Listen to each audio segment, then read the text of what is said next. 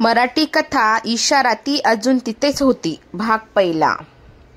दुपारचे 4 वाजले होते. सवयीप्रमाणे तिचे पाय समुद्रकिनारी वळले. नेहमीप्रमाणे तिच्या घरी काम करणाऱ्या पारू मावशींना सांगितलं आणि त्यांनीही सवयीप्रमाणे एकदा वळून तिच्याकडे पाहिलं आणि आपल्या कामात पुन्हा मग्न झाल्या. तिच्या घरापासून किनारा 20 मिनिटाच्या अंतरावर होता. ती तिच्या नेहमीच्या ठिकाणी उभी राहिली. तिला ओल्या वाळूत उभं राहायला फार आवडायचं.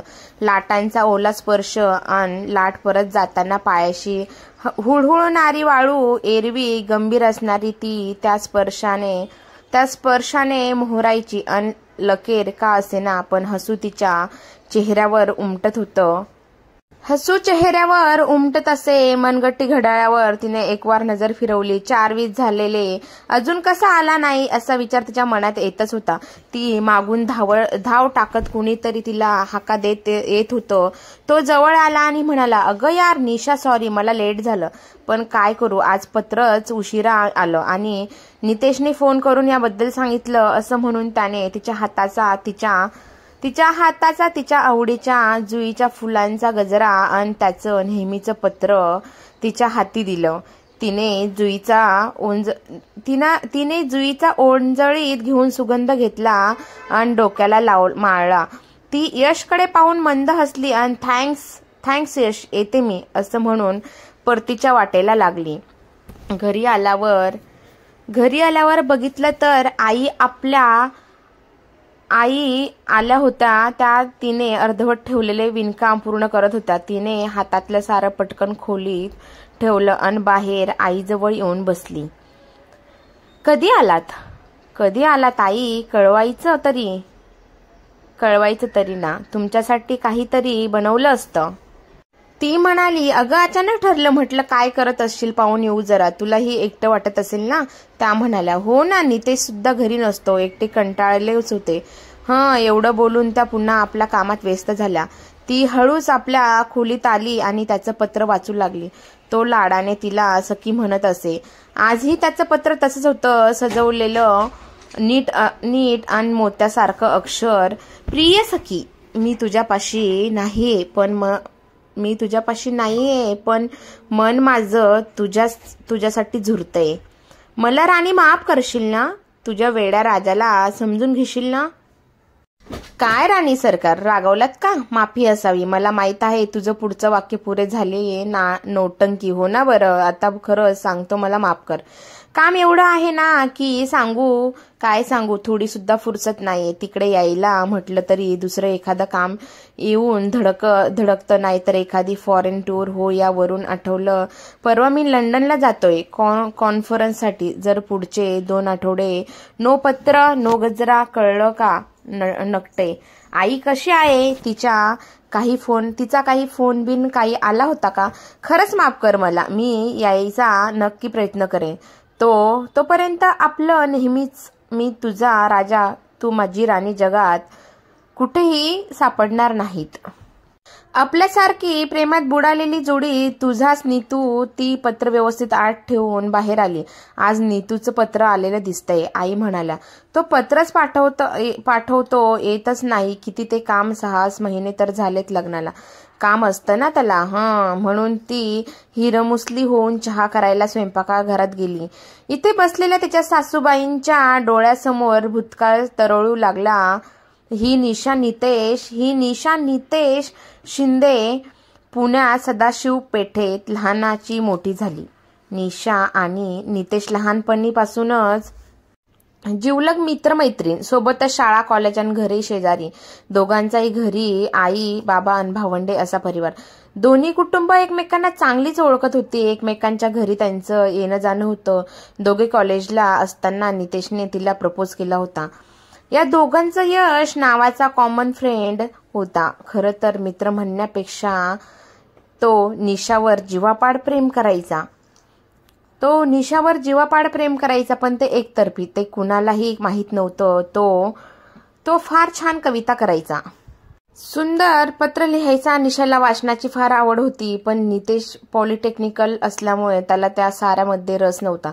पण कधीतरी निशाला सरप्राईज म्हणून तो तिच्यासाठी यशकर्वी पत्र किंवा कविता लिहून द्यायचा. यशालाही थोडंसं समाधान वाटायचं, पण त्याने त्या दोघांच्या प्रेमाआड येण्याचा कधीही प्रयत्न केला नाही. तो आपलं लिखाण आज अजनबी या नावानं कुणाच्याही नकळत करायचा. कधीतरी कट्ट्यावर कॅन्टीनमध्ये ग्रुप स्टडीच्या वेळी निशाच्या तोंडून त्याच्या कथा कवितांच्या प्रशंसना प्रतिक्रिया ऐकून तो मनोमन सुखवायचा. पुढे कॉलेज पूर्ण झाल्यावर दोघेही नोकरी करू लागले. निशा शिक्षिका झाली तर नितेश सिव्हिल इंजिनियर झाला. पुढे 1 वर्षानंतर लग्न करून दोघे पुण्याहून मुंबईला आले. सगळं सुरू असताना त्यांच्या सुखाला कुणाची तरी नजर लागली. एक दिवस संध्याकाळी ऑफिस नंतर दोघेही एकत्र बाहेर जेवण करण्यासाठी गेले. दोघेही बाहेर जेवण करून घरी परतत असताना त्यांना यश भेटला. खूप वर्षांनी मित्र भेटले, त्यामुळे तो त्यांना आपल्या फ्लॅटवर घेऊन गेला. गप्पा मारता कधी 1.5-2 तास निघून गेले कळलेच नाही. रात्र सुद्धा बरीच झाली होती. यशने त्यांना त्या रात्री थांबून दुसऱ्या दिवशी जा असे सांगितले, पण आपल्याला लेट नाईट ड्रायव्हिंग सवय आहे आणि 1-1.5 तास पोहोचू असे म्हणून नितेश बाहेर पडला.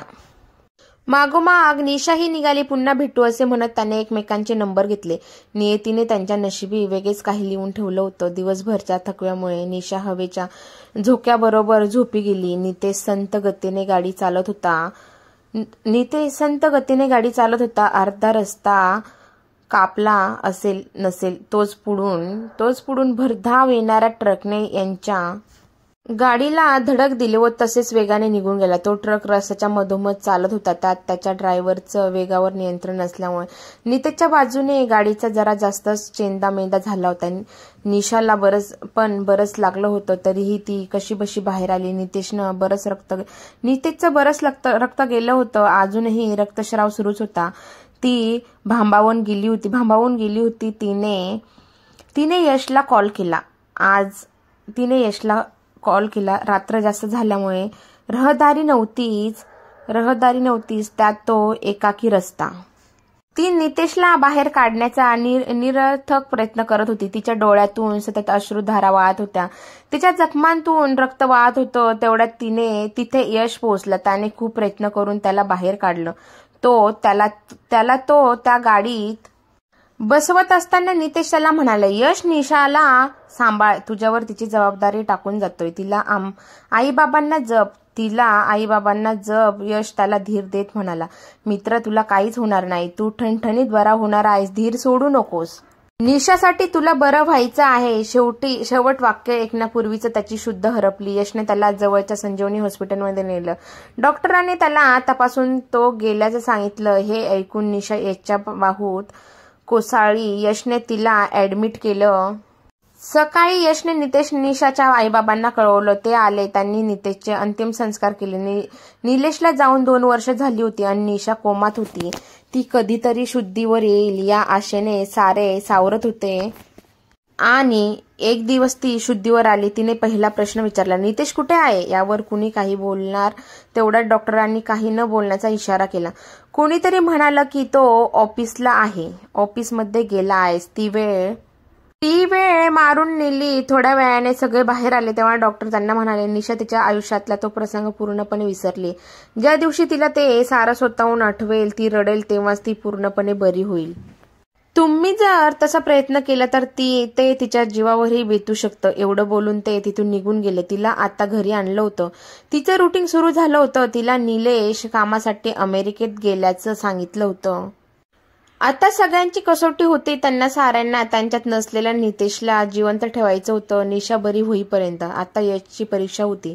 त्याला मित्राच्या वचनाला जागायचं होतं. प्रेमाला जपायचं होतं. त्याच्या लेखणीतून तिच्या प्रेमाला जिवंत ठेवायचं होतं. कारण त्या साऱ्यांसाठी तो वर्षाचा काळ लोटला होता. तो 2 वर्षाचा काळ लोटला होता. पण ती अजूनही तिथेच होती.